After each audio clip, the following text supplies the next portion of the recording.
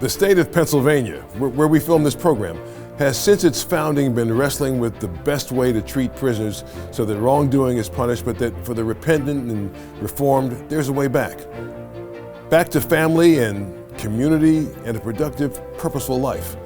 On today's State of Independence, you'll meet a businessman from beautiful Huntington County, Pennsylvania, who is on a mission to do just that, to find their way home after a prison sentence. I'm going to ask him why he cares and why the approach he's taking can work. But most importantly, I want to know what you and I can do to help. In a moment, you'll meet Joe Harford. Stay with us.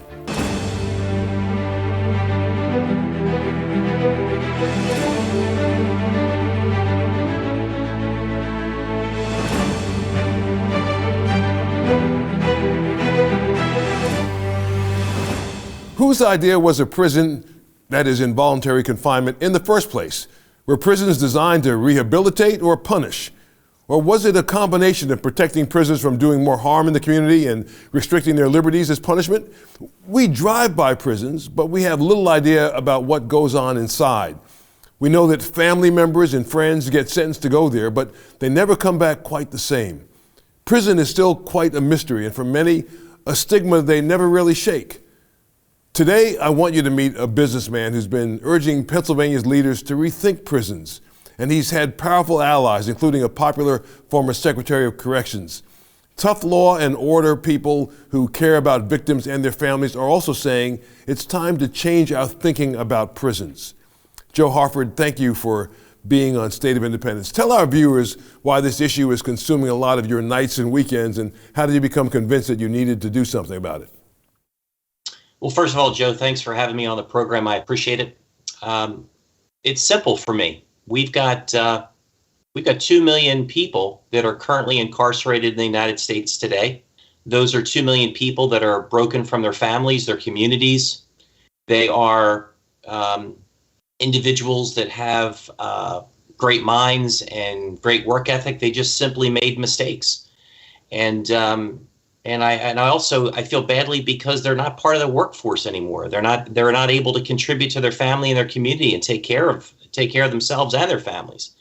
So for me, it's really about how do we maximize the human capital that's been taken out of the workplace? How do we allow them to become a fulfilled citizen again, take on their responsibilities as a family member, and also contribute back to the community in a positive way?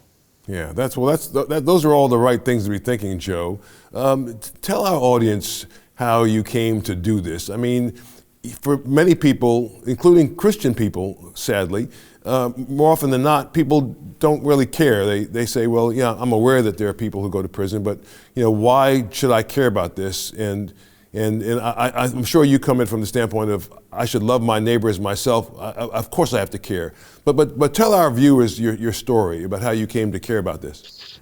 So in 2017, I had the opportunity in graduate school when I was working on my PhD to investigate mass incarceration.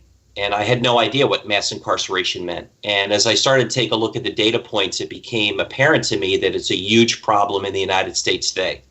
A huge problem, again, because we've got 2 million people that are away from their families.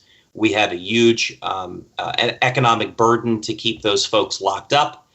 But more importantly, I met with an organization in Houston, Texas, the Prison Entrepreneurship Program, and really demonstrated to me that the stigma associated with people in prison is really just that. It's a stigma that we need to get past. We really need to work to improve our understanding, awareness, and compassion for the individuals that are currently incarcerated. 2019, I was blessed to be able to graduate from Penn State with my PhD, and I'll never forget the day I walked across the stage, had the opportunity to shake Dr. Aaron Barron's hand, be called a doctor for the very first time. That's kind of exciting, right? But the thing that really struck me was as I turned off to walk off the stage, I looked out and saw a couple thousand people out there getting their degree as well. And I know that at that moment, the Holy Spirit placed his hand on my shoulder and I knew what my life's mission was. And it's not to just simply say that we let everybody out of prison, because I believe that if you break the law, as the law is stated today, you need to deal with that punishment. You need to pay your dues back to society, as it were.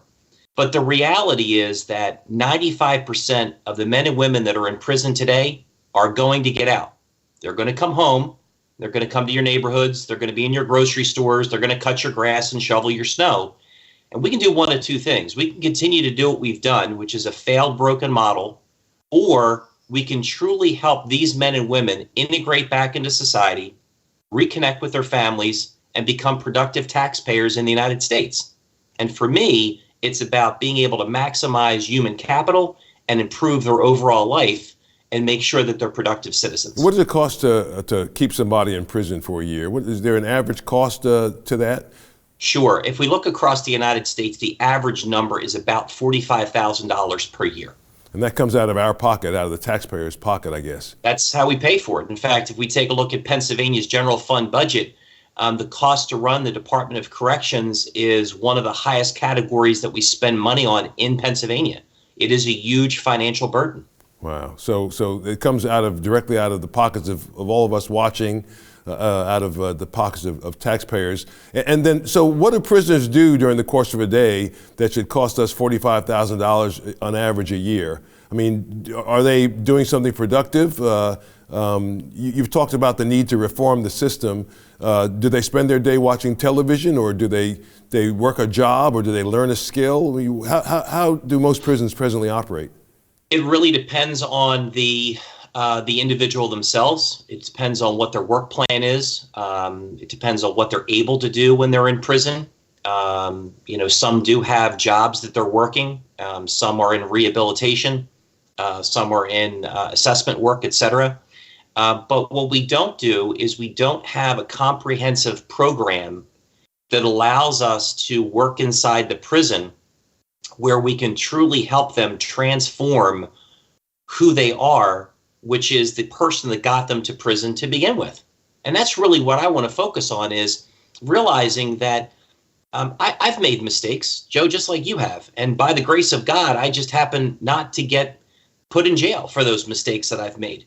But there are others that are there today. And the reality is that if we don't do something to help them reform while they're inside, what's going to keep them from going back in once they're released? Almost nothing.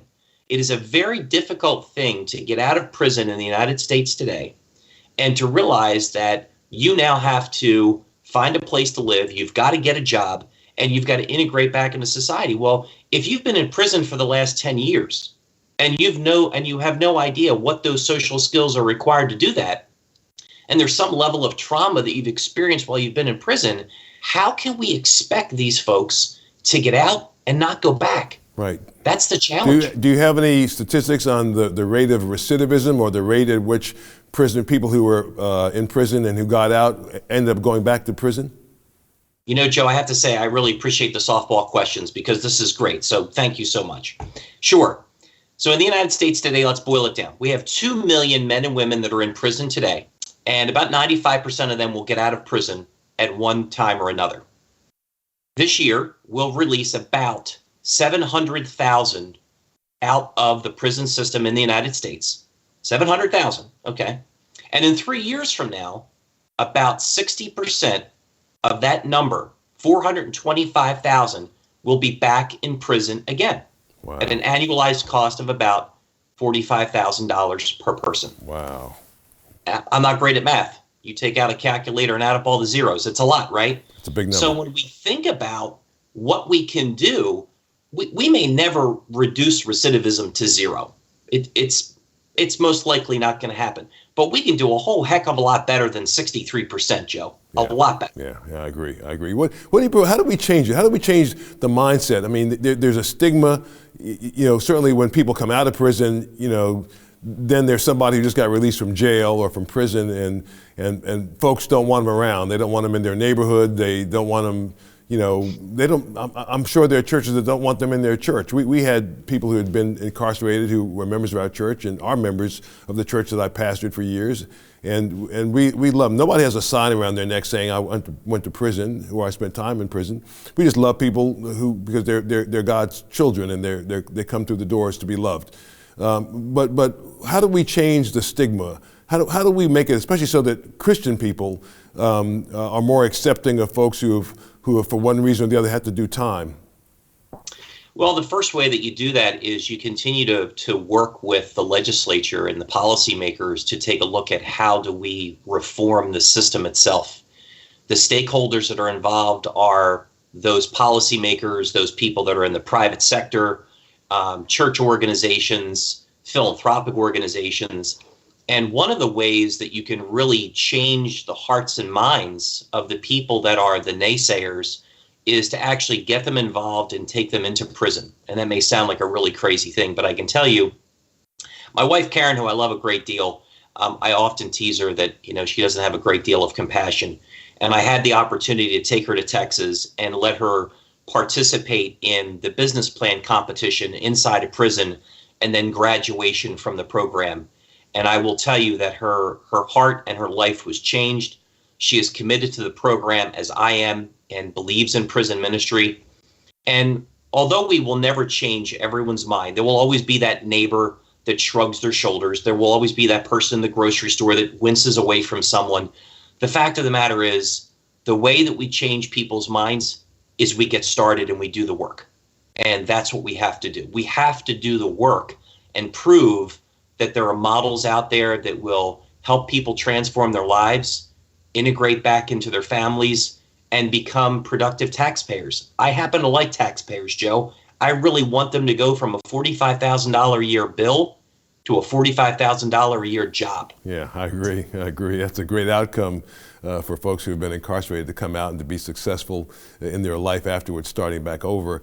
Are there different paths, Joe? There are different categories of prisoners, of course. We have, simply put, you would have people who are classified as violent offenders, people who committed violent acts. Maybe they robbed a store or bank with a weapon, or maybe they've used a weapon to harm somebody else. And then there are the non-violent offenders, people who may have committed some kind of a crime. Maybe they stole money, embezzled money. They did something that wasn't, that certainly was not legal or right, but they haven't physically harmed anybody. Is there a separation or a difference in terms of how those two categories of prisoners are treated, and then as well on their reintegration into society? What we have to do is we have to really take a look at how we assess the individual. We have to accept the fact that, unfortunately, we do have a significant population of individuals that are incarcerated because of mental health issues. And mental health is a huge problem in the incarcerated population today. So we've got to take that into account. And yes, there is a different approach to when you start talking about personal transformation. Transformation for one individual that may be involved in white collar crime compared to transformation of someone who is a violent offender.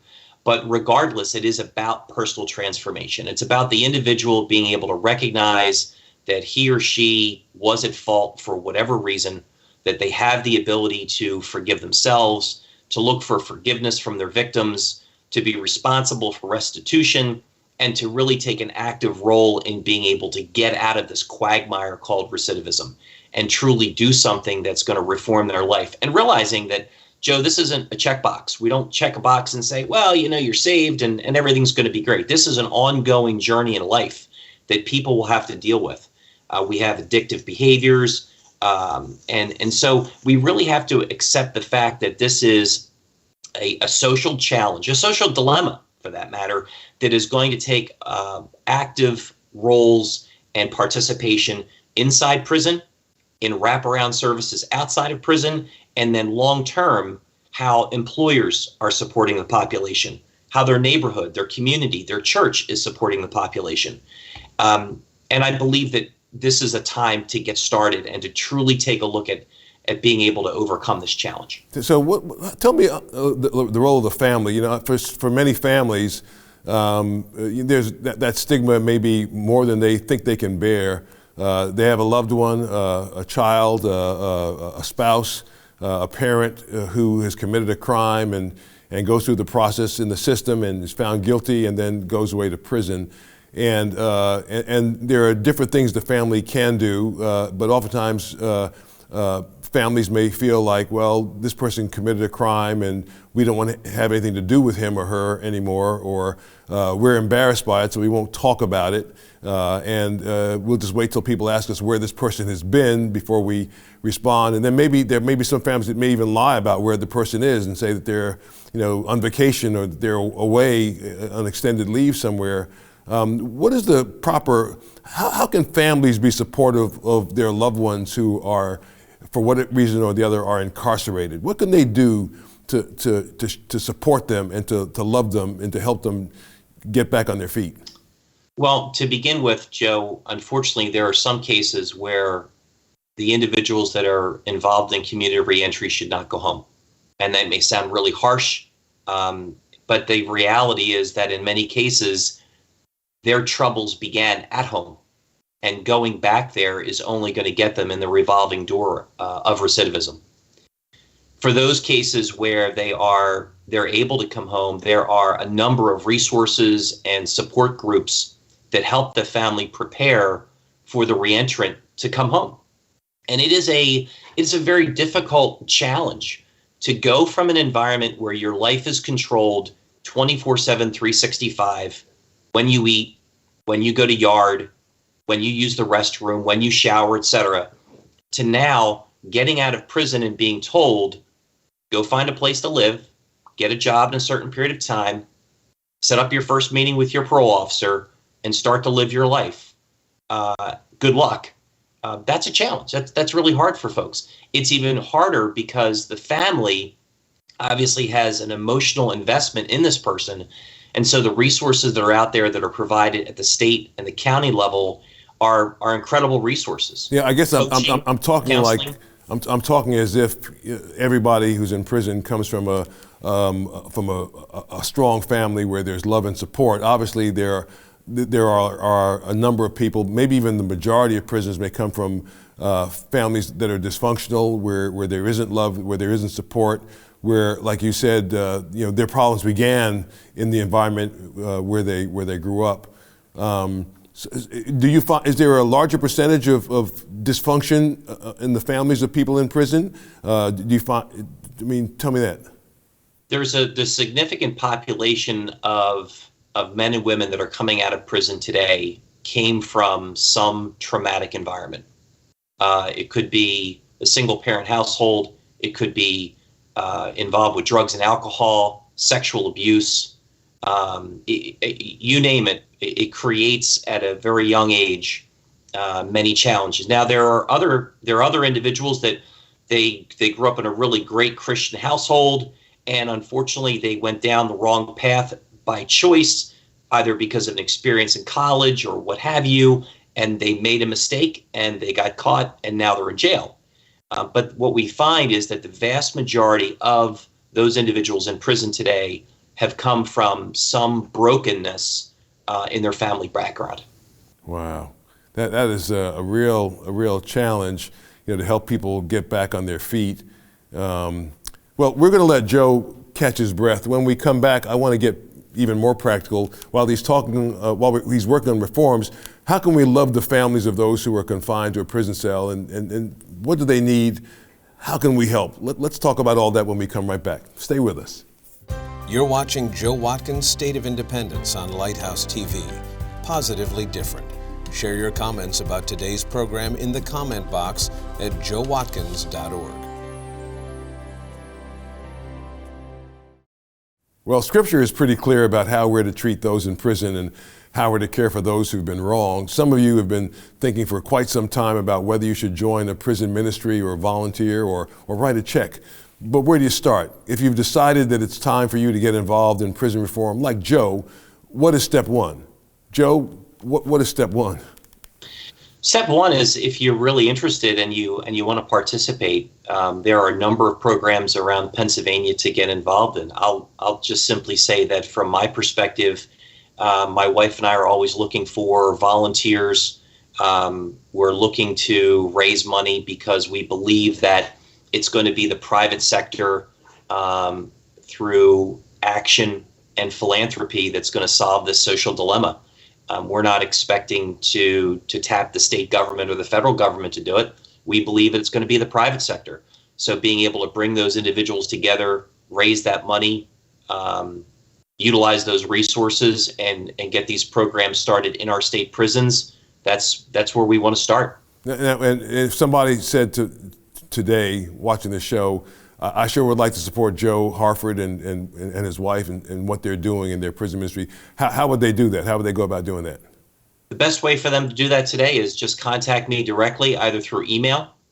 They can contact me through LinkedIn and my LinkedIn profile, and be happy to have a conversation about what is this prison ministry, why are we doing it, how can they participate, how can they volunteer, et cetera, and really help them to understand the full story of what it is we're trying to accomplish here in Pennsylvania.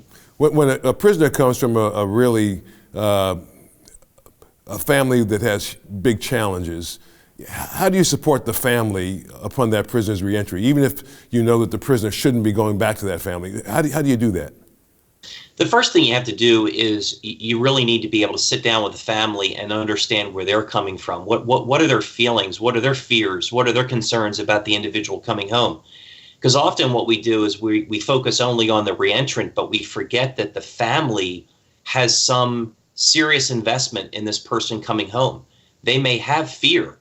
They have anxiety and concern. And we've got to sit down and talk about a home plan and what's going to be involved in that home plan. Who's going to be responsible to get the person to job interviews? Who's going to be responsible to help to make sure that they get to their parole meetings? Who's going to be responsible to help them get back their driver's license, et cetera? There are a myriad of things that individuals have to be able to do that are the mechanics of what we call reentry. And so making sure that the families understand the resources that are available, what are their roles and responsibilities, et cetera, and then how do they create an environment that's going to be safe, it's going to be filled with trust and compassion and understanding, and realizing that this is a transition not only for the reentrant, but this is a transition for the family. And in many cases, it's very difficult, if not impossible, for the family to participate because they're just not emotionally prepared. Now, is there also an economic side to this, Joe? I mean, I don't know what the statistics say, but I would guess that a large percentage of people who are incarcerated come from poorer homes, or is that not true? Oh, no, the vast majority of individuals that are released from prison today are from very poor homes. In fact, the vast majority of men that are released here in Pennsylvania are African American men under the age of 25. And so we have a serious problem in regard to how are we going to support them. In many cases, they may not have completed a high school education. They do not have any real work skills, life skills, et cetera. And so it's a huge challenge. And that's why we talk about prison ministry starting inside the prison for some period of time. There is then a transition or a wraparound element upon release, and there's ongoing life coaching as we continue the journey to get these individuals integrated back into either a job. Believe it or not, in some cases, they start their own businesses because there's a lot of really great entrepreneurs in prison. And so being able to support that network and getting them across the goal line is part of the program. It really is very involved from inside the prison all the way throughout transition and coming home. Is there a literacy issue as well? I mean, you mentioned the point that how young these prisoners are, and that the profile shows that many of them come from poor homes, and very poor homes. Do you find that many of them can't read or write, and maybe that's part of the reason why they ended up there in the first place? Unfortunately, it is. What we see is that many of them have not been able to get past a 6th or 7th grade reading level. There is some work, some support that goes on in the state system today, but most certainly not enough to be able to overcome the trauma that they experienced on their way into prison. So there's definitely a literacy challenge, life skills. Many of them have never dealt with things like bank accounts and savings accounts. How do they find an apartment? How do they deal with rent? How do they fill out a job application? So all the things that you and I take for granted, you and I have taught to our own children and watched others in our churches be really successful. these individuals really don't have the role model to help them take them by the hand and say, okay, let's go fill out a job application together, because their job has typically been out on the corner. Their job has typically been in an organized gang. And so there are, again, these other challenges that come that really compound the problem of why recidivism is the way it is today. Yeah, I guess, there's a lot for us to pray about here, Joe. Certainly for the mindset of people who are in prison, maybe the fact that they joined a gang in the first place is why they ended up where they are.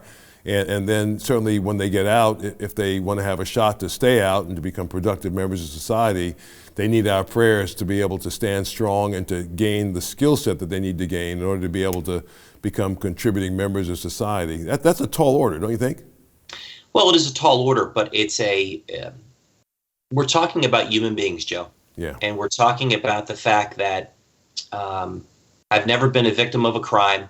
I'm very fortunate. I believe in second chances. And I think that now is the time when we really have to take a look at the social dilemma, and we have to do something about it. We really do. If we don't, we're going to continue to get the same results that we've had over and over again. 2 million people will be in prison, 700,000 will get out, 420,000 will be back in 3 years, and over and over and over. The cycle will just continue. Not only do the individuals that are inside prison, policymakers and business makers, need prayer, but they need to know that people care about them. It is amazing to me when I've gone into prison and I've met with men and women, and just simply sitting down with them across from a table and drinking a cup of coffee and showing genuine care for someone, how it changes their attitude. And I've said this to people before and they laugh at me. I don't think we're going to sit around a campfire, hold hands, and sing Kumbaya and solve the problem. The fact of the matter is, it's going to take time, money, resources, policy, and prayer. And as far as I'm concerned, Joe, there's no better time than now, and there's no better people than you and me. Amen, brother. Amen. Joe, I love your attitude. I love your heart. I love the fact that you care about people like you care about yourself. That's what the Bible calls us to do, to love our neighbor as we love ourselves. And it's just wonderful what you're doing. So God be with you as you continue this good work. Well, that's all the time we have for this week's program. Maybe you're watching this program from inside a prison cell. Maybe you are free but locked inside a prison of fear and anxiety. Maybe you're wondering what the next step is in your life's mission. Whatever it is, be ready to say yes to whatever God has for you. When you feel the leading of the Holy Spirit, hopefully you'll say, yes, here am I, Lord, send me. I know from personal experience that He'll give you the strength to do it. This program, State of Independence, is here to equip you to follow that ancient command to love the Lord your God with all your heart, soul, mind, and strength, and your neighbor as you love yourself. And all of that's impossible without a personal relationship with Him, with Jesus. Send me a note at joewatkins.org. Let me know how my guest, Joe Harford, encouraged you tonight. From the birthplace of Philadelphia, of America, Philadelphia, thanks for watching. I'll see you next week. Joe Watkins' State of Independence is a production of Lighthouse TV, positively different. Made possible in part because of the support of viewers like you.